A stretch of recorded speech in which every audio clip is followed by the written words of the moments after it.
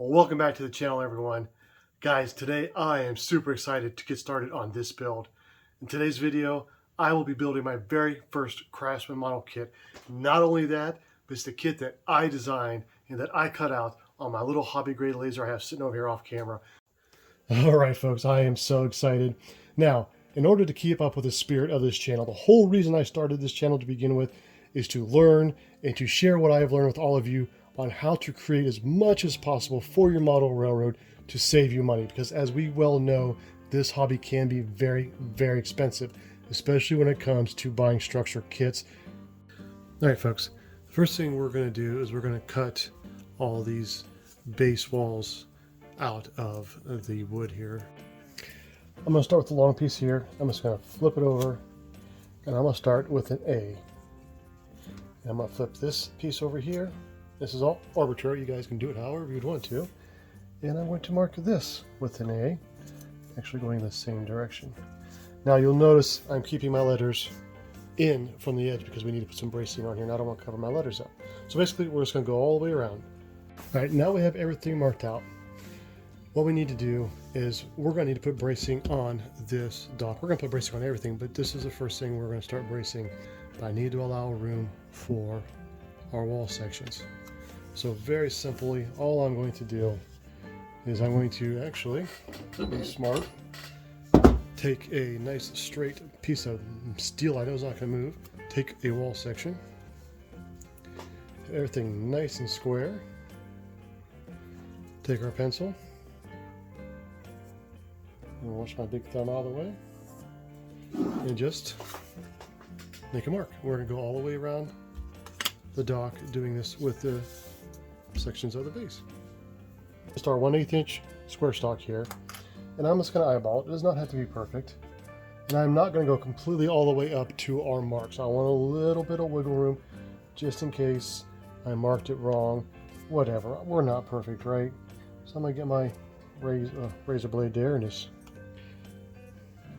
mark it through, cut a piece. So before I even actually can get started putting these on, I need to figure out my bracing pattern for my brick wall sections. So let's brace these first before we finish bracing this. You see, I'm learning as I go because I don't know what I'm doing. Don't do what I'm not doing. Do what I'm supposed to be doing the correct way. You know what I mean. Okay, it is time to put the bracing on our little brick wall base sections. I actually made a little quick jig with some pieces of metal here and a ruler. We have these little 1/16 inch square pieces that are going to be our finished corner pieces. So when we put together our walls, whether it be a base like this or a regular wall section, they don't just butt up against each other. They actually have to sit pretty much corner to corner, kind of like this. That is where our bracing comes into play. As you can see here, I have two marks. I have a mark here and a mark here with an X. The X is where I'm going to be putting my bracing. These are each 1/8 of an inch square stock spaces. And on this one here, I have only one. Why is that? Because this one here is going to go in 1/8 of an inch. This one here is going to go right to the edge of this wall section. When we glue them together, they will fit in there, kind of making like a little jigsaw puzzle, like a little pocket. And that will put our little edges right together perfectly. All right, this is how I'm going to use this jig. What I do, everything is nice and square. Now we'll put this piece of wood up against the back of this, nice and square. I will take a piece of longer 1/8 inch square stock. I will push that up against, make sure everything is nice and tight and square. I'm gonna make sure this is nice and square. I ain't worried about this piece, our little spacer here just yet. Why? Because I'm gonna put this down, and I'm going to push it against that. Now we'll push our spacer against this block. We'll push that there, immediately pull this away, twist.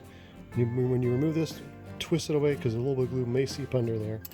And now we have a piece that is squared and is 1/8 inch in from the edge. I want one end to be completely flush. I only have to trim one side. So after we get it glued on, I just push it against that ruler and it makes that side nice and flush. I'm going to throw this back on just in case that moved a little bit. Square it back up. There we go. There's one edge done. Now that these are braced, we can lay them back out here, kind of lined up where we have our marks at, along with the other bracing. More importantly, this bracing is going this way, so that we can lay out the rest of our bracing so it's not in the way of the bracing on these little walls. All right, while I am letting my bracing dry on my dock here, let's go and let's start painting the brick on our base walls. I'm going to start with two colors. I'm going to start with a burnt sienna, and then I'll come back with raw sienna, and I'm going to sponge these on with, of course, a sponge. Well, this is after a little over one full solid coat of the burnt sienna, and then I came back with another sponge. They put you back in frame, sorry about that, with the raw sienna. I'm going to get my ultra fine little paintbrush, and I'm going to come in with some heritage brick and some burnt umber, and I'm going to paint in sporadically a couple bricks here and there just to really make them pop out. Here they all are done with the little individual brush painting. I used a burnt orange in a few of them and a couple of different shades of browns on two sets of walls. They go all the way to the edge. That will be the short walls. Now that the bracing has dried on these little wall sections, next thing to do, of course, is we're going to trim them up. Now, the gabled ends, again, very simple. However, this time we want to make sure that we are trimming with the slope of the gable. I'm sure you guys already figured that out. Right, before we get started staining our actual pieces, I always, no matter how often I'm going to be doing this, because like I said, it's my very first kit, but when I'm doing painting, a lot of times when I'm doing a new color, I will take a piece of wood from the actual kit itself, or in this case, this kit that I've made, and I will test it first. So that's basically what it's going to look like.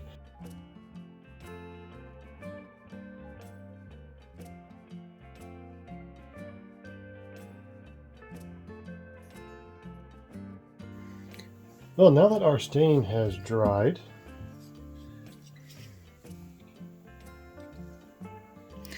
I'm going to start painting these walls. I'm going to go with the green. I'm actually going to use this light avocado. I have a relatively fine brush, and I'm going to start painting one board at a time.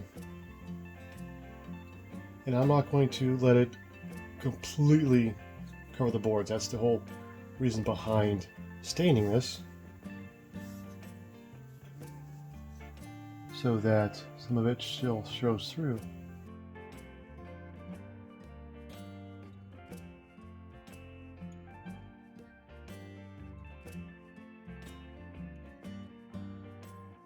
Now I might go back in and touch it up just a little bit, but that's the gist of it, if you will.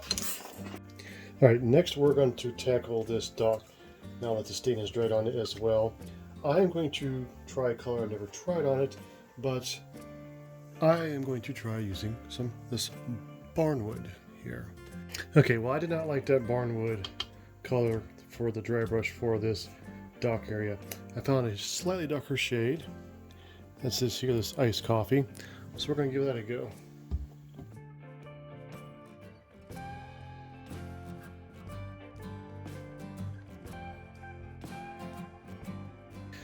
Okay guys, I had to break out the airbrush. I need to put a gray primer coat on these 3D printed parts that I made up.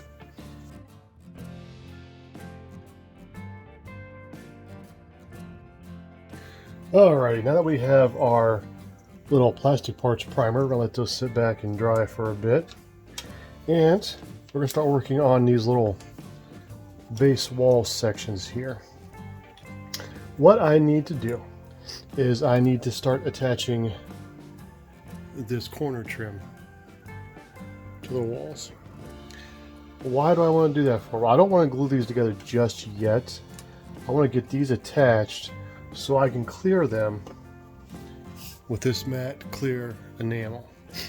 Reason being is I'm thinking that I want to try, like I did in my last video, to use our joint compound to make a grout line. It's going to look a little something like that. We'll come back, of course, and trim off the excess. All right, we've got our little corner trim put on our lower brick base wall sections. While that sets up before we can trim the edges, let's start and painting our trim work here. I'm going to use this color here is light buttermilk. This is kind of what we're going for. I designed a little edge on these three faces of this dock here where the train cars are going to line up and any types of trucks that would be getting loaded from the warehouse will be lining up. And all I'm doing is masking off nice and tight on the edge. I don't want to rub all this down for fear of taking up any of this wood fiber. Alright guys, I have already gone and I put a clear matte finish over our brick walls here. I'm going to let those dry overnight before I mess with them again. While we wait for that to dry, we're going to do the one thing I've been kind of dreading on doing, and that is attaching acetate to these windows and doors. I just got done cutting the acetate out, and boy, was that a chore. This stuff is so small.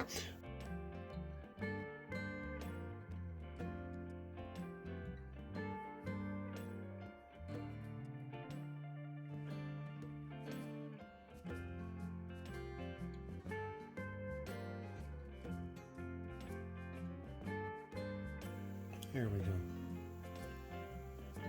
That looks pretty cool. I have just an old plastic T-square here, so I think if I run these pieces in here,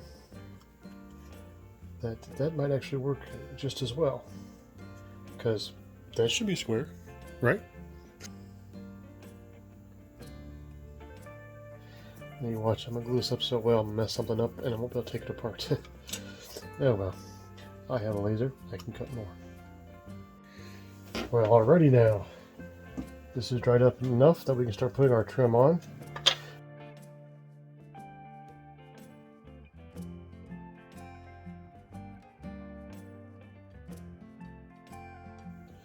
Alright, got all this trimmed up, just had to take a little bit off each corner here.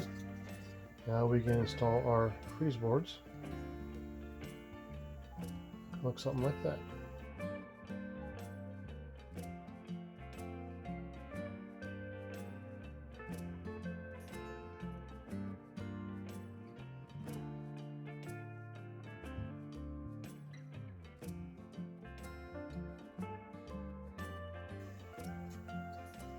What the heck, let's throw the doors and windows in.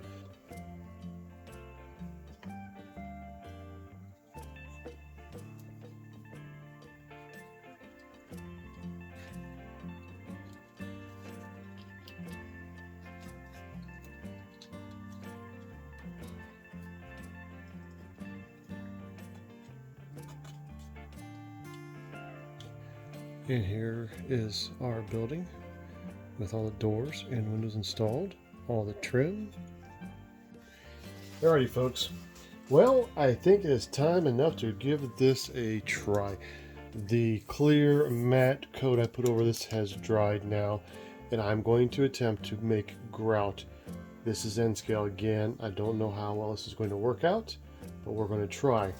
What I'm using is just regular old joint compound. I have some slate gray paint here. It's a gray, of course, slate gray. And I want to see if I can tint this a little bit. Okay. I'm going to start just a little bit here. Don't know how much it's going to take. I don't want to go too dark, of course. Here goes nothing.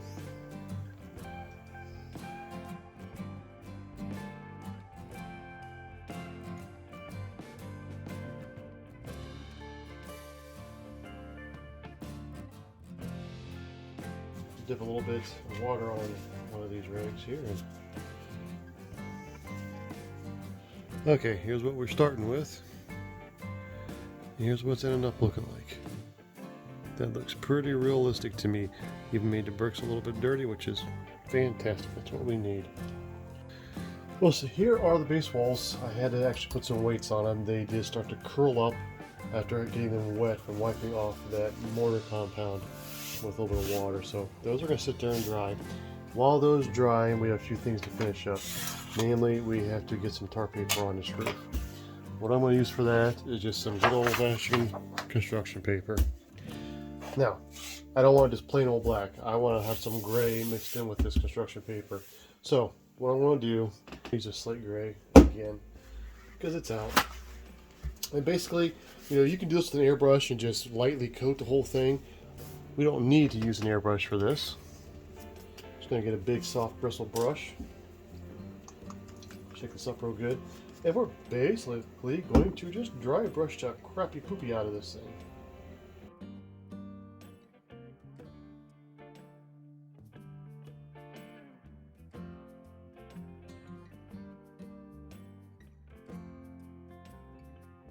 So we will cut this up to the correct size, and then we'll mix up the pieces together and you'll never know. What I'm going to do, I use my grid here, just as kind of a general guide, taped one end down. I have my little T-square and a straight edge.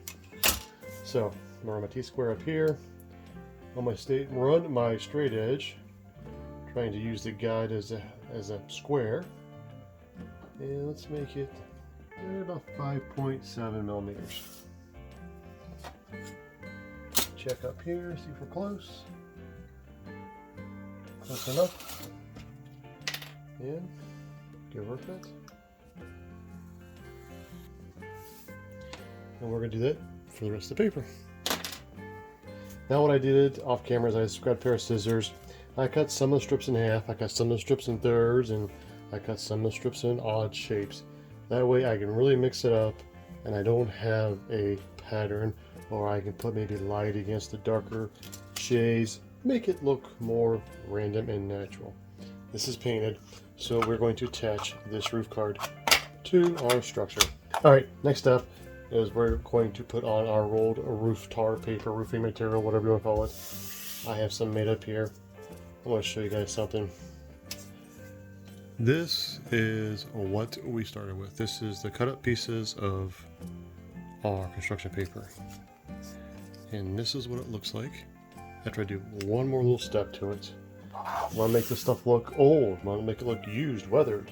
I am taking just my razor saw and I'm just grabbing it and scrape. Of course, the more you scrape, the more texture you're going to get. We are ready to start gluing on our tar paper roof. I laid it out kind of how I wanted it. I had a little map in my head. Now remember, your rougher edges, you want facing downwards. That is from the wind hitting up, and just, that's how it wears. It would look odd if your rougher facing edges were all facing upwards. So, I'm going to go back again to my trusty glue bottle here.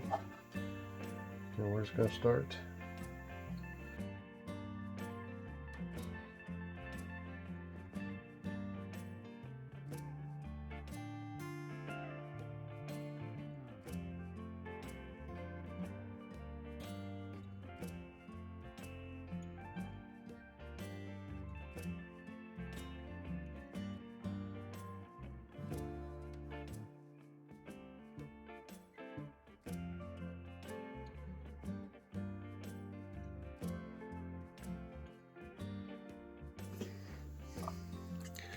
Here's the mess we are left with. I'm going to let this set up just a little bit. I'm going to trim it. Then I'm going to get another piece and make a little ridge cap for it. I made my ridge vent. All I did was take a piece of this construction paper and I cut it. I think it's about 1/4 inch wide. All varies about what you want. Folded it in half. I used a 1/8 inch piece of square stock to help me get started on it. I folded it in half and came back and just kind of opened it up a little bit. Just kind of saw how I wanted to see it on the roof here, and glue it on. Alright, and there is our tar paper roof installed. Starting to install our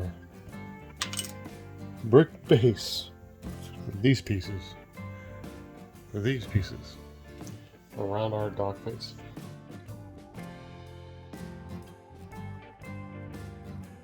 Well, It's on. I think it looks pretty stinking good if you ask me.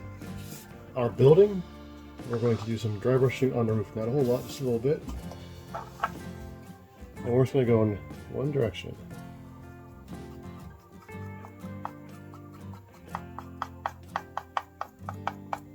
I'm not super stoked at how these railings turned out. They're not bad. Even the 3D printed ones, I wasn't super stoked on them. If these were made out of metal, I think they'd be pretty awesome looking, but I wanted to try everything out of wood. So that's what we did. Alright, one of the final steps we're going to do for this model, for the time being, is add a little bit of weathering powders. And actually, I think I'm going to use just black. Like with everything else, a little bit at a time. You can always add to, but it's hard to take away.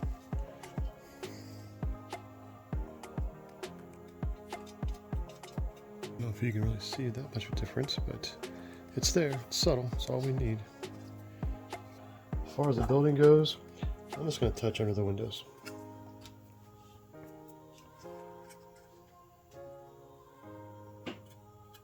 That's good enough. I don't want to overdo it. Alright, let's put it together and see what she looks like.